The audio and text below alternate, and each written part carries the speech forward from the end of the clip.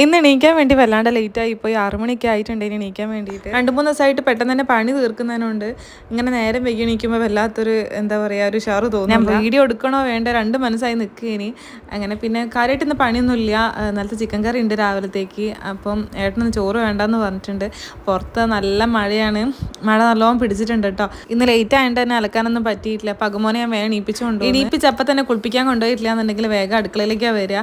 പണ്ട് അനിയൻ ഇങ്ങനെ അഭി രാവിലെ പല്ലി നിൽക്കുന്നതിന് മുന്നേ വന്നിട്ട് അടുക്കളയിലേക്കാണ് നോക്കുക എന്താ ചായക്കുന്നത്. മൂപ്പർക്ക് ചോറ് വലിയ താല്പര്യമില്ല. അതുപോലെ തന്നെ അവൻ്റെ കഥ കുറേ കാലത്ത് സത്യം പറഞ്ഞാൽ മാമൻ്റെ കുറേ സ്വഭാവം. അത് കഴിഞ്ഞപ്പോൾ അടുത്ത ഡിമാൻഡ് ന്യൂഡിൽസ് വേണം നേരിട്ട് 2 ദിവസമായിട്ടോ പറയുന്നത്.